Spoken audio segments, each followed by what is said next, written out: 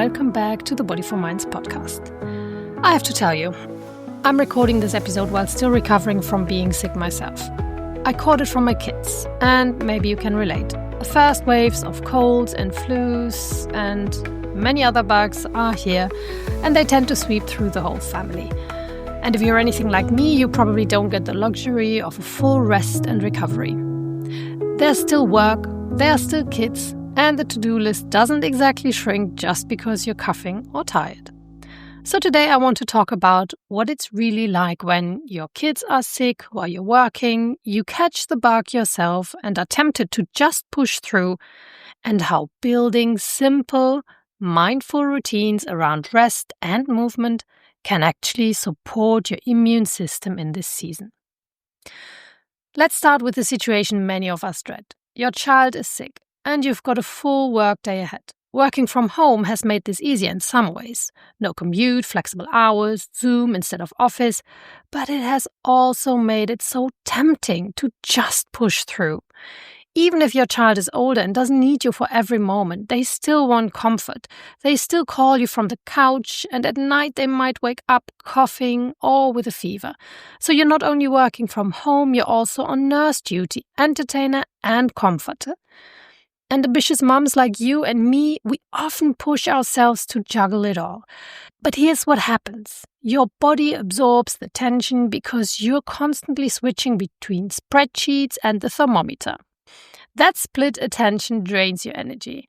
Instead, try to batch your time. Of course, a sick child isn't unwell for just 30 minutes and they're magically fine again. But you can still create small slots, give them comfort, be present for a while, and then, depending on their age, say, hey, I need to work again for the next hour, but I'm right here if you urgently need me. That way, you're not constantly torn in two directions, and both your child and your body get clearer signals of your attention.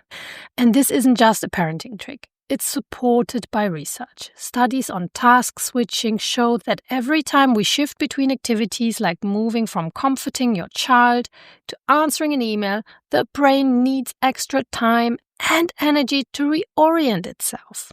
Psychologists call this switching cost. And it can lower both efficiency and accuracy. By batching your time, first being fully present with your child, then focusing on your work as much as possible. I know it's not that clear-cut, but you can still reduce those switching costs a little and protect your energy. And then there's the moment we all dread, when the virus makes its way to you. And if you're honest, how often do you actually let yourself stop? Most mums still run the household, still reply to emails, still carry on because it feels impossible to pause. And yet, what happens? You drag it out for weeks. Here's the reframe. Rest is not indulgence, it's strategy. Studies show that sleep and downtime directly support your immune system and shorten recovery time. So what does that look like in real life? It could be as simple as lying down with your child and watching a movie together. You're not taking this lightly. You're not just having the TV babysit, You're still there. You're still connecting, but you're giving your body what it needs. Rest. And here again, body awareness is your tool. Check in with your signals. Is your throat sore? Do you feel heavy? Does your breath feel shallow? These are early signs to slow down. Practicing body awareness also means you're more likely to notice these signals early instead of dismissing them. That allows you to rest or treat symptoms sooner and, in turn, shorten recovery time. Research supports this. Studies on body awareness, often called interoceptive awareness, show that people who are more attuned to their physical signals are better at detecting subtle changes in their health and respond earlier.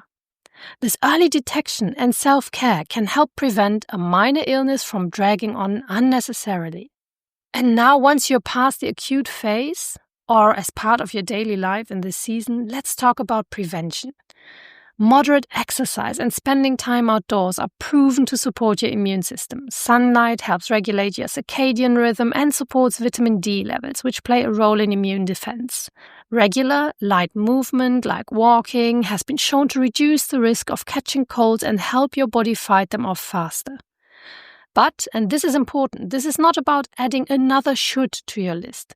This isn't about squeezing in an hour-long workout when you're already exhausted. Instead, think of routines that already fit in your day. Walking your child to school if possible, a 10-minute stretch while dinner is simmering, or simply stepping outside for fresh air during a work break. These micro-routines don't just support your immune system, they also ground you in your body and give you a mental reset. Remember, it's more you, not more to do. So Mama, as this cold and flu season settles in, give yourself permission to pause. Notice what your body is asking for, whether it's sleep, comfort, or just a little fresh air. Even small mindful choices can make a big difference for your health and for your ambition. And if this episode resonated with you, share it with another mum who's probably right now in the middle of sniffles and deadlines. For more body awareness tips that support both your career and your family life, follow me on Instagram at bodyful_minds or sign up for my newsletter via the link in the show notes. Take care of yourself, and I'll see you next week.